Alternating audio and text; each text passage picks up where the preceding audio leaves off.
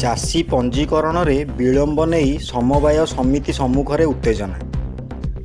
ଚାଷୀ ପଞ୍ଜୀକରଣରେ ବିଳମ୍ବ ନେଇ ସମବାୟ ସମିତି ସମ୍ମୁଖରେ ଉତ୍ତେଜନା ଦେଖିବାକୁ ମିଳିଛି। ଖରିଫ ଧାନ ବିକ୍ରି ନିମନ୍ତେ କିଛି ଦିନ ତଳୁ ଚାଷୀ ପଞ୍ଜୀକରଣ ଆରମ୍ଭ ହୋଇଛି।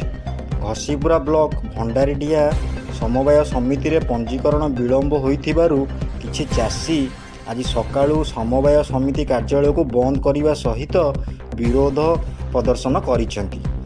ତେବେ ସ୍କିନିଂ ମେସିନ୍ ଆସିନଥିବାରୁ ପଞ୍ଜୀକରଣ ଆରମ୍ଭ ହୋଇପାରିନଥିବା କର୍ମଚାରୀ କହୁଥିବା ବେଳେ ତୁରନ୍ତ ପଞ୍ଜୀକରଣ ନ କଲେ ଚାଷୀମାନେ ରାଜରାସ୍ତାକୁ ଓହ୍ଲାଇବେ ବୋଲି ଚେତାବନୀ ଦେଇଛନ୍ତି।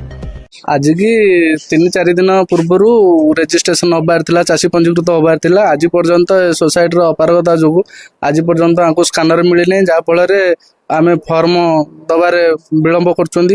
ଫର୍ମ ଦେଲେ ରଖୁନାହାନ୍ତି, କହିଲେ ଆମକୁ ସ୍କାନର ମିଳିନି, ସ୍କାନର ମିଳିଲେ ଯାଇକି ତୁମେ ରେଜିଷ୍ଟ୍ରେସନ କରିବ। ଆଉ ସ୍କାନର ନ ମିଳିବା ଦ୍ୱାରା ଲେଟ୍ ଯଦି ହେବ ଆମେ ଚାଷୀ ଧାନ ଗଣ୍ଡାକୁ ବି ସୁଦ୍ଧା ଦେଇପାରିବୁନି, ସମୟ ବିତିଯିବ।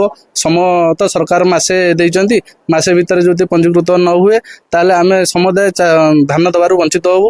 ସେଥିପାଇଁ ଆଜି ଭଣ୍ଡାରିଡିହା ସମବାୟ ସମିତିରେ 2 ପଞ୍ଚାୟତର ଚାଷୀମାନେ ଆସିଥିଲେ। 50ରୁ 100 ଚାଷୀ ଆସିଥିଲେ, ଆସିକି ଚାବି ପକାଇଥିଲେ ଏବଂ ତାଙ୍କର ସେବା ସମବାୟ ସମିତିର ସମ୍ପାଦକଙ୍କୁ କହିଲେ କି ଆମ ରଖନ୍ତୁ ନା, ଆମକୁ ସ୍କାନର ମିଳିନି, ଯେହେତୁ ଆମେ ରଖିପାରିବୁନି। ଆଉ ଆମେ ସେଠୁ ତାପରେ କହିଲୁ ତାହେଲେ ତୁମର ଉଚ୍ଚ ପଦାଧିକାରୀଙ୍କ ସହିତ ଆମକୁ କଥା କରା। ଉଚ୍ଚ ପଦାଧିକାରୀଙ୍କ ସହିତ କଥା ହେଲା ପରେ ସେ କହିଲେ କି 2 ଦିନ ଭିତରେ ସମସ୍ୟାର ସମାଧାନ ଆମେ କରିବୁ। ଆଉ ତାପରେ ଆମେ ଚାବି ଖୋଲିଥିଲୁ।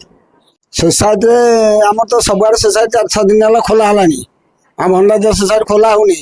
ଏଇ ସେକ୍ରେଟାରୀ ଆସୁଛନ୍ତି, ସବୁ ଆସୁଛନ୍ତି, ଆମେ ଆସି ଫର୍ମ ନେଲା ସେ କହୁଛନ୍ତି ଆମର ତ ସ୍କାନର ଆସେନି, ଅଫିସର ମାନେ ଦେଉନାହାନ୍ତି, ଆମେ କ'ଣ କରିବୁ?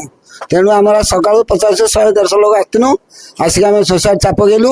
ଆମେ ଚାହୁଁଛୁ ଆମ ସୋସାଇଟି ଶୀଘ୍ର ଚାଲୁ, ଟାଇମ୍ ଭିତରେ ଆମର ସମସ୍ତେ ନାଁ ରେଜିଷ୍ଟ୍ରି କରିପାରିବେ।